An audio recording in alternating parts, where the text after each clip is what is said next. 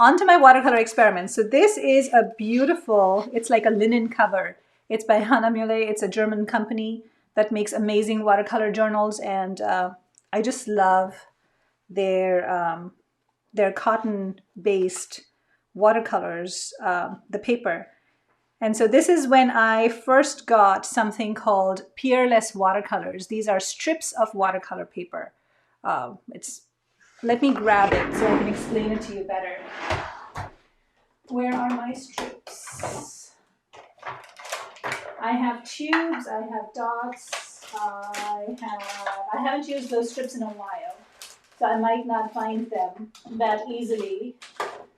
But these tubes are what people are most familiar with. These are the tubes. Let me see if my strips are somewhere in here, because I haven't used them in a while. They are. Okay, so these are tubes. People are familiar with watercolor tubes, right? So these strips came to me as a gift from Sandhya Iyer, who is an amazing artist herself and a stamp designer for Unity Stamp Company. And she's also a guest designer as well as on design teams for various card companies. So she sent these peerless watercolor strips to play with. I had never played. I didn't even know these existed. So these are pigments that are in paper. Like these are so easy to travel with. You just put these, tie them up with a rubber band, have a stack of these when you're traveling. You just use some water, they activate, and then you can just paint with them. So I was trying these out, and that's how, the first page came about. And then I don't know how to make flowers very well. This is my interpretation of flowers. And I did a background, essentially. Didn't really like it. It became too crowded. And the way I figured out I could have a focal point was by doing white stripes with my gel pen and just having these 3 flowers pop. So that's how this page came about. And we're just doing a flip through for those of you joining in. This is my watercolor journal. And it looks nothing like watercolors, like traditional watercolors. That's not what this is. This is all mixed media, even though it says my watercolor experiments. It starts out with watercolors, but then it ends up being other stuff added in. This is where I was adding metallic watercolors and trying to see how they would look on white paper instead of black, because mostly it's black watercolor paper that people use metallics on. But if you use a darker colored watercolor paint, then you can always add metallics to that as an accent. So that's what I was trying out here. And then, of course, my journaling happens in the background too. So these were all, because this is my journal, this is not something I'm doing for a design company. This is not something I'm doing for someone else. It gives me the freedom to experiment, to try out all the ideas I have brimming in my head and seeing how things work and how they play out. So I don't see this as wasting my paper or wasting my paints, because every time I do something like this, I'm learning something. And a lot of us, I think, we get hung up on, oh my goodness, this was such an expensive book I bought. I don't want to waste it. Or I don't know how this is going to turn out. It's going to be a complete waste and I don't want to waste my paper. It's too precious. If you start thinking of your supplies and your tools as being too precious, you're not going to use them. So take my advice and use it. That's what you bought it for. And what it does is when you allow yourself and you give yourself that permission to loosen up a bit and not worry about wasting your supplies and your tools. I know it costs money. I know that. But what you get out of using them, that joy that you get from the process, you cannot put a price tag on it. What you learn from this process, from experimenting, you cannot put a price tag on it. So if you shift your perspective and think about what you're getting from it, instead of thinking about how you might be wasting it, I think it would just help you play a little bit better. So again, this is, you can see this is not even like I was trying to paint a rose. This looks nothing like a rose. It doesn't look like a carnation. It doesn't look like a camellia, but it looks like a flower. So that really is all there is to it, right? It's a flower. It's got pleasing colors, and I have some journaling in there, and I have some mark making in there, and it's watercolors. That's all it is, really. It's just playing. I don't know, again, how to make bouquets. I am not very good at arranging flowers. There's no rules of what should be hanging out and, what proportion should be in the middle and what colors go with what colors. It's whatever. And usually, here's a glimpse at my palette. Usually, this is what my palette looks like. So if there's any leftover color, I'll just use that. And then, new combinations happen.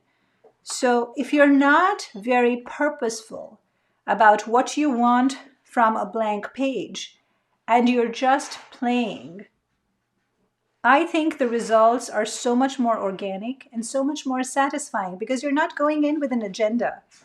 This one was interesting because this, as you can see, there was a background here. And I actually took white gouache paint and I blended out the entire background. I had made lots and lots of flowers and didn't like any of them. I even did a white gel pen outline, still didn't like them. And I didn't want to keep struggling with it. So I just painted with white gouache over this.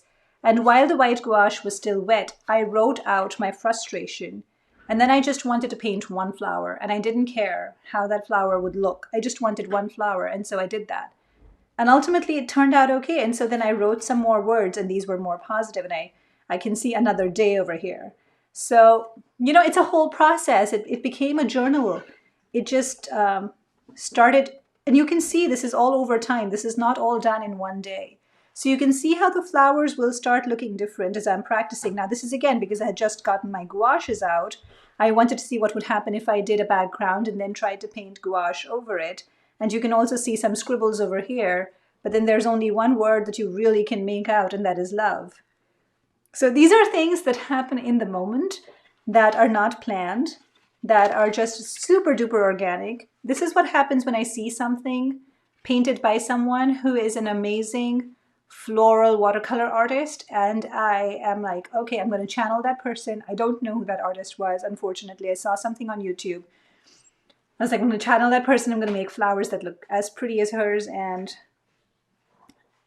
I wish I remembered her name because then I could show you. They look nothing like hers. Hers are far, far prettier.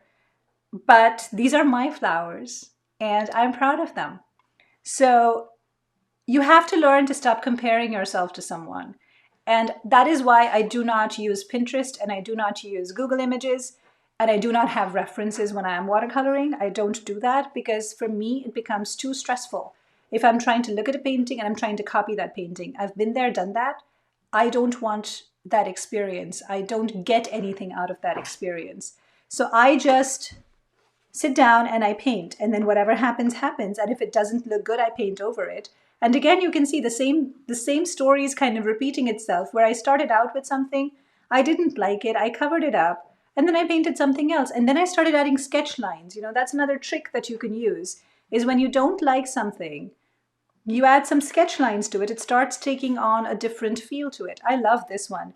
My daughter was actually teaching me how to paint flowers like these one day. That's another one is in another journal of mine. And this looks very different from what she painted, but I just love it. It just is so powerful. It has such gorgeous energy to it. I just love this. And this is not something that I would have thought of painting. It's just, this was her idea and I kind of went with it and I just kept layering petals over petals over petals. And this is what resulted. And again, back to roses. This is another one of those gouache watercolor mix. Started out as a watercolor, didn't like what I made. And then I went in with gouache and then I added watercolor to it. And again, there's lots and lots of like layering happening, which is very, very atypical of watercoloring. Another of those experiments where it's gouache on top of watercolor. And I love the idea. I still remember being so excited by the idea that you could do a white gouache over a background that was dark and make it pop. Like, I just don't know. I'd never done that as a watercolor artist. I'd never painted with gouache. So this was really cool for me. And so I remember I did this one and this one on the same day. So these two pages were done on the same day because I was so excited about the possibilities of covering up an entire background. And you can see that the background was really colorful because I scratched words into the original background. I scratched all of these with the tip of my paintbrush. That's what I typically do. If the paint is still wet, I'll just start writing with the other end of my paintbrush. And then I painted another flower on top of it with just one color of gouache. Such an exciting day. You've probably seen the video of this one. This is Distress Ink Reinkers. If you haven't, it's on my YouTube page. It should also be under videos on my Facebook page. But this one was very, very easy. I think this was a 5-minute painting with just the new color that had just been released that week by Tim Holtz. Patina, I think it was, that I had used for this. Very unusual color for painting leaves, but this was a fun one. This one was again one of those, I do remember very, very sad. I don't remember why I was sad, but I was very sad. I remember the emotion that I was feeling. And I had written down with a pencil first what I was feeling in the moment. And I can kind of read some words, but I'm not sure what had happened. But that feeling of sadness, I think, got captured in this very abstract floral. So yeah, there are things like this that happen. And this is my journal. It's my personal journal. So I can do anything I want in it. And then I took a break from painting flowers and I thought, hey, I've never really painted a landscape. Let me try my hand at a landscape. And I made that. And when I made it, it looked nothing like what I had in my head, but it kind of looked like something. This is me sitting on the couch painting. This is with Distress Ink Reinkers. This is with whatever was in my palette. And then I added some gold and I added some doodles and then I wrote some words and then it became this thing. So here I actually wrote all the Distress Ink Reinker colors that I used for this right under. And I like that idea. I just am not very good at remembering to write down the colors as I'm using them. But I think I should do more of this in my journals because then it will help. See, the thing is, the reason I don't write this stuff down is because I don't plan. For someone who is a planner and will go back and reference their journals to see what color combinations worked, I think this would be great for them. But for me, it won't work. And I think that's why I don't do it that often, because I will not go back to a journal and say, hey, I love this color combination and I want to try that out again. It just won't occur to me. That's just not how I'm wired. But this is an idea for someone who does feel like it would help them to go back and reference something that looked good and try to recreate that palette. So definitely try it out. See, you're a different artist than I am. See what works for you. This is another one of those where it was all just different colors. I literally was flicking my brush and whatever landed, wherever it landed, and I then doodled into those blobs and it became a bouquet. So again, experiment, have fun, play. Don't forget to play. This one, I remember we were on vacation in Tahoe when I made this, and you can see how, again, this is a blob. It's very, very loose watercoloring. It's very different. This rose was done at least 4, maybe 5 months after I had done, let's see, this one, where I was trying to paint a rose.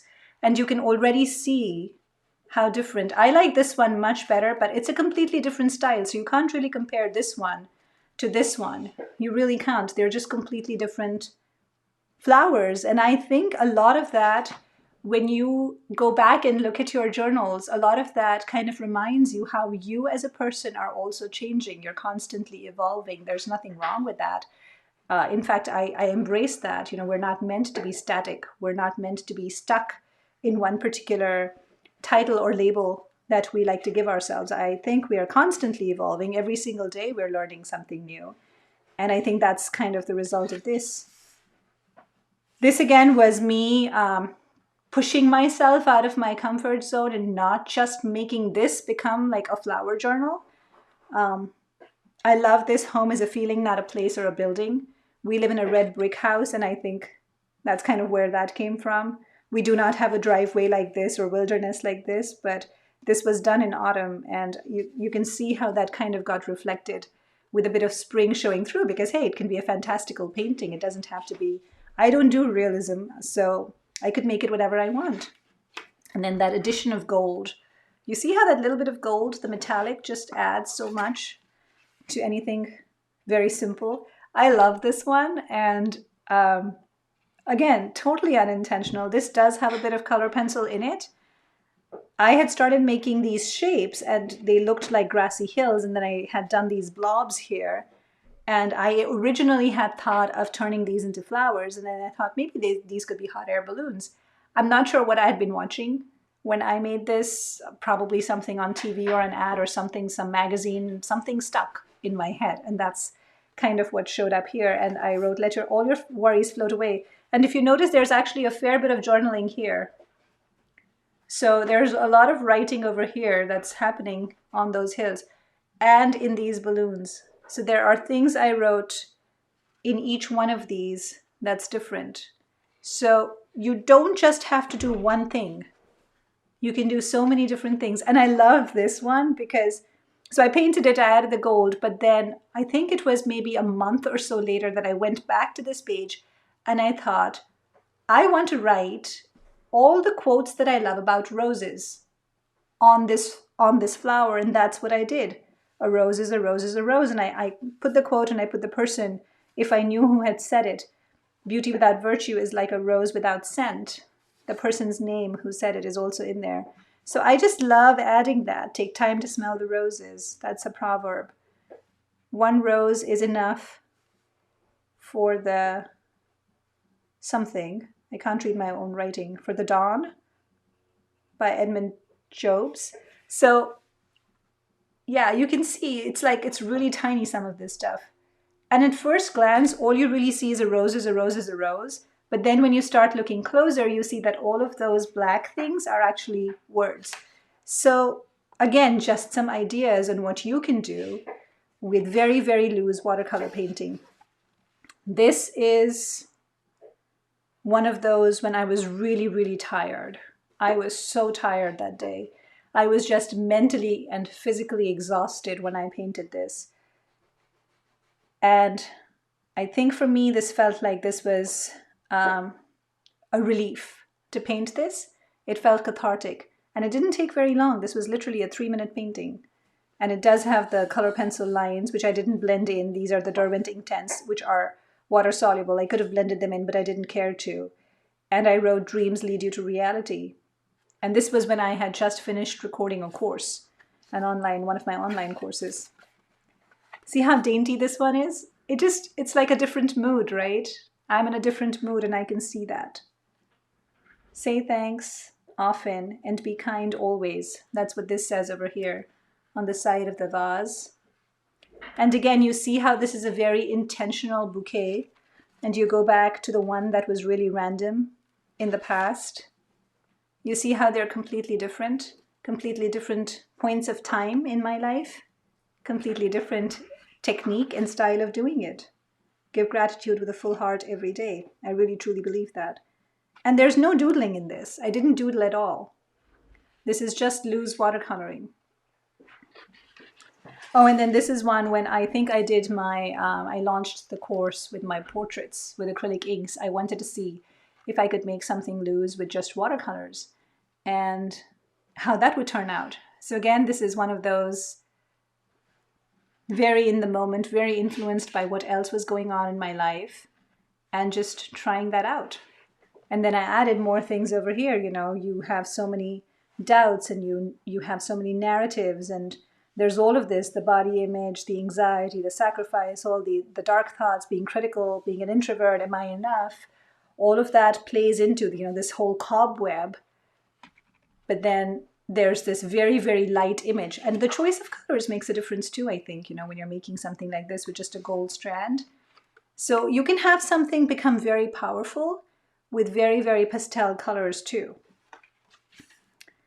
Oh, and this was something abstract that I tried where there's no focal image, but it's just one focal word with some pastel colors that you look at and some mark making while the page was still wet.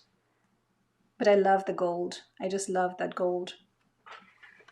This was one I did on my vacation most recently, and I think I had shared a picture of just the 3 flowers, and I had said, I don't know if it's complete or not, and a lot of people had commented on it. I ended up adding a frame and adding gold again to it. I like it. It has a very vintagey look. It looks like it's from olden times. I like this one a lot. And then I had also done this one. I came home and then I added the rose gold because I said somewhere over here, through my rose-colored glasses, And so I added the gold to it, and I like that too. This is a very John Lennon-y kind of feel to it. This I painted 2 days ago, and I was trying out these pens. I'll tell you what happened with this one.